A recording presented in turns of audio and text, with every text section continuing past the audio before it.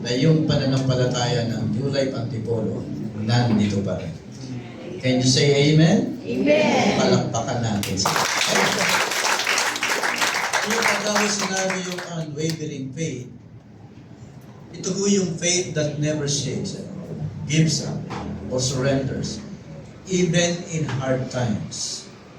Ito yung faith na hinahanap mo ng Panginoon, yung faith na to.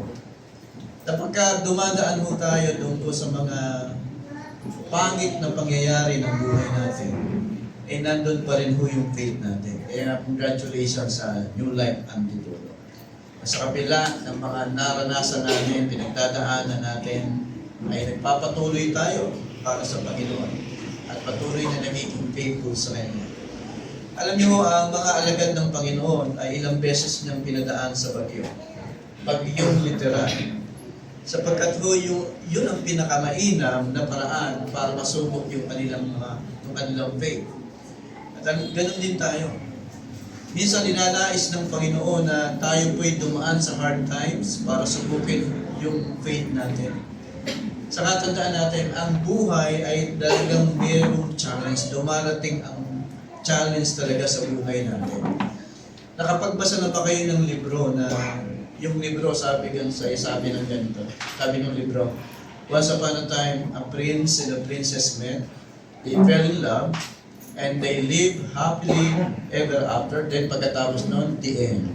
Tapos na. Wala na, di ba? Pero bang challenge doon? No, wala.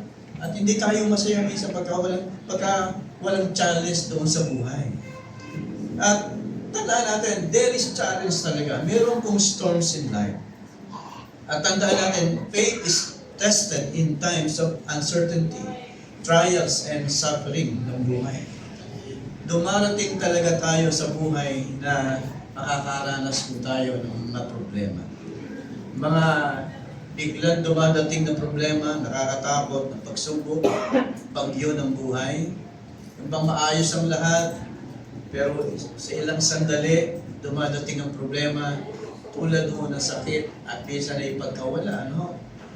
At alam niyo, yung mga pangyayari ito ay pwede yung magpagalaw at magpabago ng ating pananampalataya. Ang buhay ho ay sinusubok ng ating pong Panginoon minsan. Yung ating faith ay sinusubok po yan. Kaya nga gusto kong dali sa inyo yung dalawang katotohanan. Para sa tuwing meron pong hard times, may pangit na sitwasyon ng buhay natin, ay makita ho natin na ang pananampalataya ho natin ay hindi matitinag, hindi gumagalaw. Alam niyo yung dalawang katotohanan ito, God cares for you. And He is in control. Na ang Diyos, hindi kayo pababayaan, na ang Diyos, kinakalinga kayo, ang Diyos, tinitingnan kayo. At alam niyo, yung nararanasan natin, control mo ng Diyos yan. Siya yung may hawak na yan. May hawak niyan. Even in the storms and struggles of life. Tandaan natin, God cares and He is in control. Can you say amen? Amen. Kaya nga yung unwavering faith doesn't mean na hindi ka muna makakatama ng takot. No? Pero pagka pinili mo na magtiwala sa Diyos, sa kabila ng nararamdaman mong takot, alam niyo, makikita mo, yung faith mo ay hindi pa rin magagalaw. Because alam natin kung sino siya. Siya po yung Diyos na nag-aalala sa atin, hindi niya tayo pababayaan, at siya yung Diyos na in control, ano man ang mangyari sa buhay natin. Kaya nga tingnan mo natin yung dalawang ito. Una, God cares. Pakisabi mo nga sa katabi mo, God cares. God cares. Ang sabi ng 1 Peter 5:7, cast all your anxiety on Him because He cares for you. Ano sabi ho dito? Ibigay natin yung lahat ng mga alalahanin natin kay Jesus. Sapagkat siya po yung nagkikare sa atin. Siya po yung tumitingin sa atin, hindi Kanya pababayaan. Alam niyo ba ang atin hong Panginoon, alam niyo yung mga struggles of life na nararanasan natin. Yung time na tayo lumuluha dahil mayroong pain, sa buhay natin, at alam niya yung mga laman ng ating mga pananalangin. Kaya sabi ko dito, sa tuwing nakakaranas tayo ng problema, Ano mang uri ng problema niyan, pain, cast all your cares upon Him. Ibigay ho natin sa Kanya yan. Sapagkat ang Diyos ho natin, alam niyo, He cares for you. Ano man ang nando sa buhay natin. Alam niyo bang ang faith natin ay nananatiling matatag when we remember that we are deeply loved and valued by Him.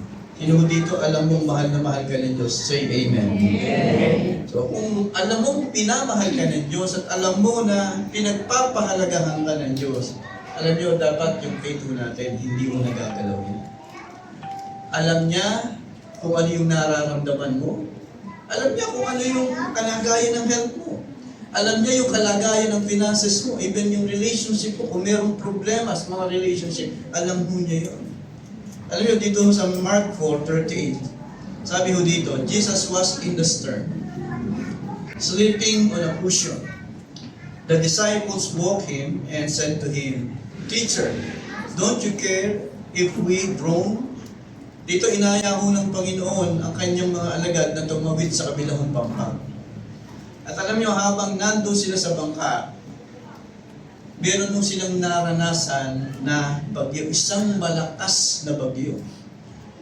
Sila po ay nandun sa Sea of Galilee sa pagkakataong ito. Noong pong nakaranas sila ng bagyo. Alam niyo, yung Mark 4, yan yung nangyari doon sa, yung bagyo dyan, doon po sa Sea of Galilee. Alam niyo, ang Sea of Galilee ay known po sa ganyang bagay na biglang-bigla na merong dumadating na bagyo. Sapagkat ang Sea of Galilee was surrounded by mountains and hills. At alam niyo, yung malamig na hangin doon sa mga bundok na yun, sa hills na yun, minsan bumababaho doon sa Sea of Galilee at humahalo doon sa mga maiinit na hangin. At pagkatapos nung nagkakaroon ho ng bagyo, lumalakas yung hangin. At sa pagkakataong ito, nabigla ho sila. At pagka ganitong pagkakataon, even yung mga eksperyensado na mga mangingisda ay nabibigla. Tandaan natin, yung ilang kasama ng Panginoon ay mga mangingisda yan. Expert na fishermen. Pero dito ho, nabigla ho sila. Kasi nagkaroon ng matinding hangin na hinahampas ho ng malaking alon yung po kanilang bangka. At alam niyo, ang ating Panginoon sabi ho dito, nandun sa likod, at natutulog. Nandun sila, binabayo ng malakas na hangin, ng malakas na alon, na halos lumubog yung bangka, at maaaring basang-basa na ho sila. Pero ang sabi ang Panginoon ay nandun sa ulihan ng bangka, natutulog. Alam niyo, ginising sila. O ginising siya ng mga alagad. Teacher, don't you get it with drone? Hindi nyo ba alintahan na tayo'y lulubog? Hindi ba kayo nag-aalala na tayo'y lulubog? Hindi mo ba kayo pamilyar doon sa question na yan? Minsan tinatanong din natin yung question na yan sa Lord. Pagka mayroong dumadating ng mga problema, trials sa buhay mo natin. Lord, hindi nyo ba alam na lulubog tayo? Lord, hindi nyo ba alam na ako'y nasasaktan? Lord, hindi nyo ba alam na ako'y natatakot? Lord, hindi nyo ba alam na ako ay magbabayad ng matrikula ng mga anak ko? Wala akong pambayad ng kuryente, wala akong pambayad ng aking inuupahan. Alam niyo ba ang Panginoon payapa doon sa likod at nagtutulog? Bakit? Mayroong mensahe yung na dapat nakikita ng mga alagad. Eto ako, payapa. Dapat payapa ka din. Alam kong bumabagyo. Tandaan mo natin, Jesus was asleep. Not because He didn't care. Sapagkat hindi siya natatakot. Dapat naintindihan ng mga alagad mo. Na kung ang Panginoon hindi natakot, dapat hindi rin kami natatakot. At alam niyo bang naghihintay lang siya ng timing para patigilin niya yung bagyong yun. Ano tandaan natin? Even when He seems silent, Jesus cares. At alam niyo, yung care ng ating Panginoon ay hindi lagi niya pinakikita doon sa immediate action. Minsan naghihintay din siya. Hindi niya pinatigil kaagad yung bagyo. Upang sa ganon mabigyan ng pagkakataon ng mga alagad na dumepende sa kapangyarihan ng Diyos. Parang hindi pa niya pinatitigil yung bagyo immediately. Pero sinisigurado ko sa inyo, nag-care si Jesus. Nag-care siya doon sa isang anak niya na nakakaranas ng bagyo. Kaya nga tandaan ninyo, pagka kayo ay kasama ni Jesus sa isang bangka at bumagyo, sinisigurado ko sa inyo, hindi lulubog yung bangkang yun. Bakit? Kasi nandun ang Panginoon. Nandun si Jesus na nag-care, nag-aalala ko sa atin. Kahit anong yanig ng bangka mo, yan ang pinakaligtas na lugar. Kasi nandoon ang Panginoong Jesucristo. Alam nyo, even when it feels like He's silent, His silence is not His absence. Parang hindi kumikilos si Jesus. Tahimik si Jesus. Pero hindi ibig sabihin, tahimik si Lord ay wala siya rin. Alam nyo, yung pagkalinga ng Diyos sa atin is not proven, but what He stops. O ano ho yung kanyang pinatigil? No. It is proven by His presence that never leaves. Yun ho'y napapatunayan ng kanyang presensya. Kasi minsan, gusto natin patigilin ka agad. Pagka hindi pinatitigil ka agad, parang wala ang presence ng Lord. Pero no, nandun ang presence ng Diyos. Iniintay lang niya ang pagkakataon. Nag-iintay siya ng pagkakataon para patigilin. Hindi natin alam. Pero gusto lang siya ma-accomplish na bagay sa buhay natin. Kaya hindi niya pinatitigil yung bagay na yun. Alam niyo, minsan pag may pagsubok tayo, bagyo, sinasalubong ka agad natin ng takot kabalasihan. Sapagkat nakakalimutan natin kung sino ang kasama natin. Pakisabi mo nga sa katabi mo, kasama mo si Jesus. Kasama mo si Jesus. Ang bawat krisis na ating kinaharap, minsan maaaring nakalilito yan sa unang tingin. Ngunit tandaan natin, sa likod nito, gumagawa ang Panginoon. Merong siyang plano. At yung plano niyang yun ay tiyak na matutupad. Pero siguro ang Diyos lang na gustong matutunan tayo. At sinisigurado ko sa inyo, yun na yung magtiwala sa Kanya. Hindi lang sa oras na siya ay kumikilos, maging sa oras na po siya ay tahimik. Siya ay tulog sa ating paningin. Pero tandaan natin, nandun ang Diyos at handang kumilos sa buhay natin. Alam mo, sometimes God allows storms to make us stop relying on our own strength and start depending on His power. Alam mo, sabi ng Romans 8:28, and we know that in all things, God works for the good of those who love Him, who have been called according to His purpose. Sabi dito, in all things, God works for the good of those who love Him. Ibig sabihin, yung lahat ng bagay na nararanasan natin, sabi, God works. Gumagawa ang Diyos para sa atin na nagmamahal sa Kanya. Ibig sabihin, anuman ang payagan ng Diyos, anuman ang maranasan natin, sisiguraduhin ng Diyos, ng Panginoon, na ang kalalabasan niya ay sa ikabubuti natin. At kasama dyan ang bagyo na nararanasan natin. Ang bagyong pinapayagan ni Jesus sa atin ay sigurado nagagawa para sa inyong kabutihan, sa kabutihan natin. Because Jesus cares for us.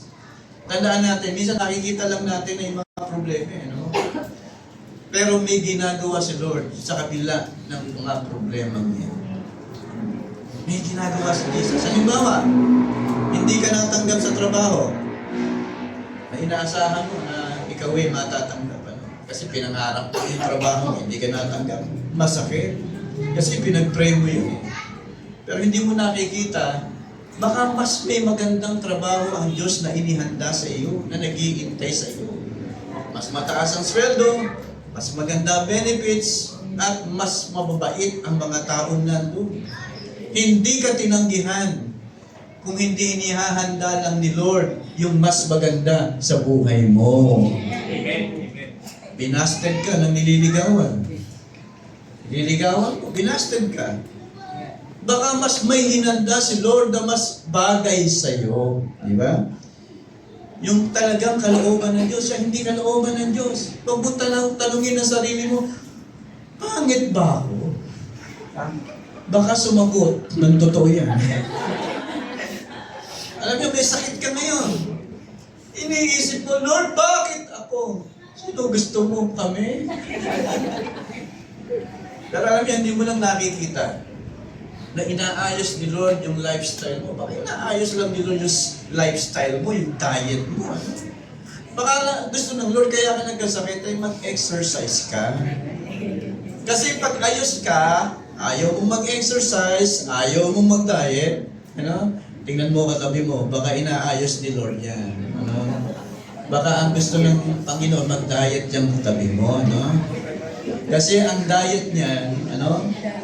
Alam niyo kung ano diet niyan? Seafood. Ito yung seafood yun. Pakilagay mo nga yung seafood. Yan. Everything I see is food. Kaya minsan siguro sabi ng Lord, kaya ka nagkasakit, ano? Anak, ayusin mo diet mo para mabuhay ka ng matagal. Can you say amen? Amen. Ibig sabihin, hindi mo lang nakikita, pero may dahilan si Lord kung bakit pinadadaan ka sa bagyo doon sa pangit na pangyayari sa buhay mo.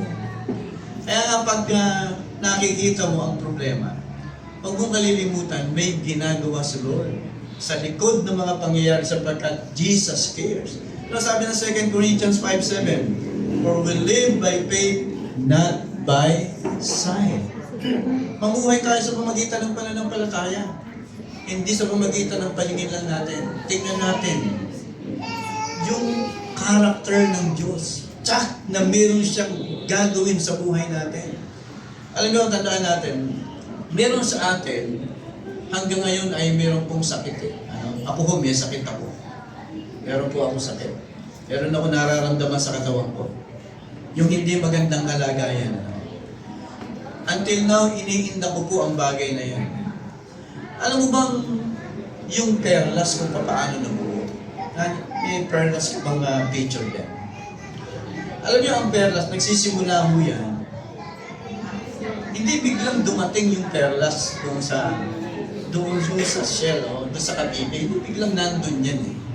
Alam niyo bang yan ay nagsisimula sa isang bagay o na hindi maganda? Ano? Hindi yan nagsimula kaagad na naging mamahaling bagay yan. Yan ay nagsimula sa isang bagay na hindi maganda. Yan ho'y nagsimula doon sa merong pong pumasok na maaaring dumi, buhangin, doon po sa shell, doon po sa kabibig. At alam niyo ba, ang perlas ay nabubuo sa loob ng kabibig kapag may maliit na bagay tulad ng butil, ng buhangin, dumi na pumasok doon po sa kabibig.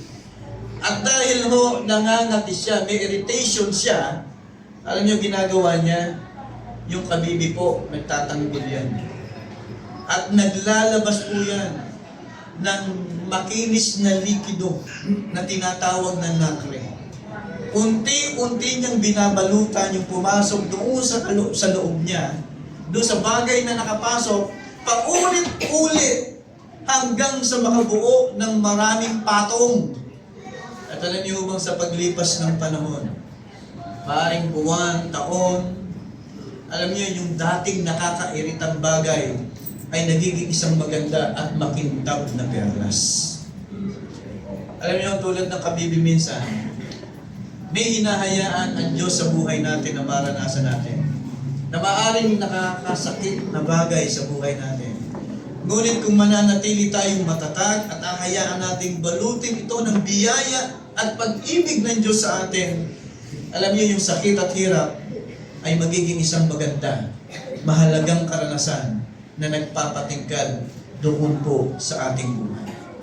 Alam sabi ng Romans 8:28, alam natin ang lahat ng bagay ay gumagawa ang Diyos para sa ikabubuti ng mga umiibig sa Kanya. Ano man ang nararanasan natin, let the Lord turn your pain into the greatest pearl of your life. Can you say Amen? Amen. Pangalawa ho, God is in control. Dito ho sa Psalms 46:10, sabi dito, be still and know that I am God. Alam niyo, itong verse na ito, hindi lang invitation to relax. Ito'y command to trust. Na tayo magtiwala ho sa Kanya. Psalms 46, kung inyo babasahin niya, ay nandyan ho yung mga time ng chaos, war, sa mundo ng pong pagkakataon yun. And even ang Israel ay nakakaranas, yung uncertainty nung panahon yun. Pero doon sa middle ng mga pangyayaring yun, ang sabi ng Diyos, be still. Bakit? Because He is in control. Kaya pagka tayo nandoon sa kalagitnaan o pumasok tayo doon sa mga pangit na pangyayari ng buhay natin, pagsubok na nandyan sa buhay natin, storms of life, alam niyo ho, pakinggan natin yung sinasabi ng Diyos, be still. Bakit? Kasi He is in control. Mga kapatid, tandaan mo natin, peace comes from knowing God is in control. Miski na wala kayong idea kung ano yung nangyayari doon sa buhay ko, bakit meron akong ganito, bakit nararanasan ko yan, be still. Tandaan mo, God is in control. We never go through any hard times alone. God is always there. He is in control. Alam niya kung ano yung pinagdadaanan ninyo. At alam niya kung paano ka ilalabas diyan sa pinagdadaanan mo. Kasi nga, pag may dumating na problema sa buhay natin at kung hindi natin alam that God is in control, alam niyo, dyan ho, nasisway ang ating faith. Doon ho, nagagalaw ang ating pananampalataya. Pero kung alam mo, na God is in control, matatapos din itong problemang ito, alam niyo ho, hindi ma-wave yung faith ho natin. Kaya kung wala kang pera ngayon, alam mo, matatapos din yan. Can you say amen? Amen. Sabi mo sa katabi mo, matatapos din yan. Matatapos din yan. Sino ho dito may problema sa pera? Say amen. Amen. Kung may utang ka, makakabayad ka din. Amen. Sino merong may utang dito? Say amen. Amen. Ayun. May nabasa ako. Yan daw utang, parang anino. Kahit nasan ka, kasama mo. Pero darating ang time, hihiwalay din sa'yo yan. You know? Kaya nga umiyak ka man, dahil may problema ka, hindi tatagal yan. Hindi tatagal yung iyak mo kasi aayusin ng Lord yung problema mo. If you know that God is in control, bawal ang tuloy-tuloy na iyak. Kasi ang problema, hindi pwedeng tuloy-tuloy yan. Titigil din yan. Sabi mo sa katabi mo, titigil din yan. Yan. Sabi dito sa Mark 4:39, sabihin ng Panginoon, ng mga alagad doon sa Panginoon, Panginoon, di niyo ba alintana na tayo lulubo? Sa verse 39, sabi dito, He got up, rebuked the wind, and said to the waves, quiet, be still. Then the wind died down, and it was completely calm.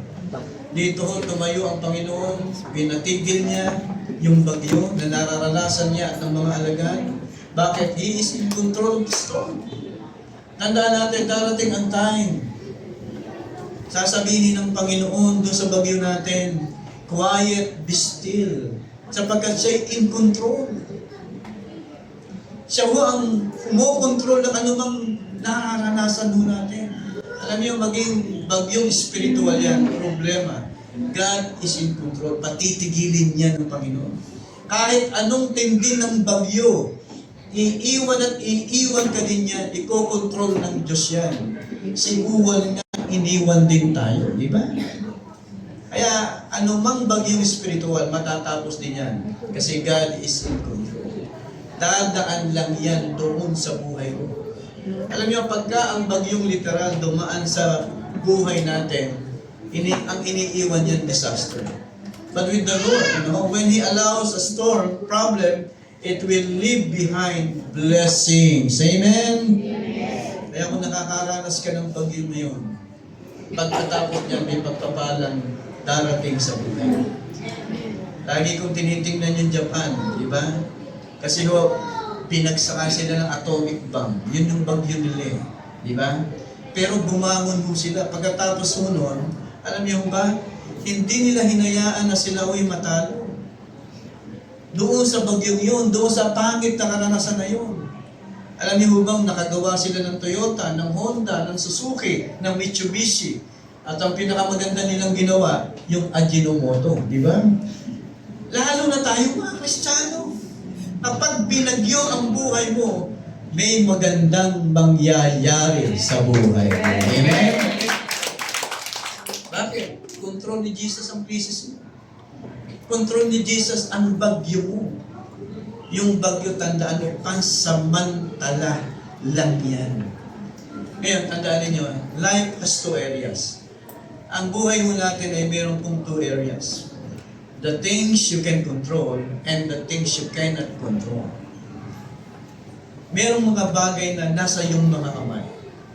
Pero may mga bagay na wala sa iyong mga kamay. At alam niyo bang between these two areas, merong guhit. May guhit yan. May guhit. At doon sa guhit na yon, sapagkat hindi natin masyadong nanonotice yung guhit na yon, alam niyo, doon sa line na yon, ang Diyos ay naglagay ng sign. Ang sabi ng sign, no trespassing. Hanggang dito ka lang. Dito sa bagay na ito. Akin to, sabi ng Lord. Kaya dapat nagpo-focus tayo doon sa kaya nating i-control. Do your part. Pero doon sa mga bagay na you cannot control, alam niyo, don't try to take over. That belongs to God. Sa Diyos ko yun. Alam niyo bang worry happens when we try to control things we cannot? Doon dumadating ang pag-aalala. Pagka tinatry mo natin pakialaman yung bagay na dapat sa Diyos lang. Ito yung responsibility ng Diyos. At kayang i-handle ng Diyos yan. Kaya yung hindi mo kaya, God can do. At yung kaya mo, bibigyan ka ng lakas na gawin ng Diyos yan. Pero don't try to control what is beyond your reach. Sabihin mo nga sa katabi mo, hanggang dito ka lang. Pagka ho tayo nag-step into God's area, trying to manage what only He can manage, doon ho tayo nagiging anxious. Doon ho tayo nagkakaroon ng mga alalahanin sa buhay. Nawawala ang peace, nawawala ho yung joy natin. Tandaan natin, hayaan ho natin sa Diyos ang bagay na kaya niya. Pero hindi natin kaya. Alam niyo ho, huwag mo natin pakikialaman. Tayo pong lahat ito kayo. That is why God put a sign, no trespassing. Mag-stay tayo doon sa area natin. Do your part.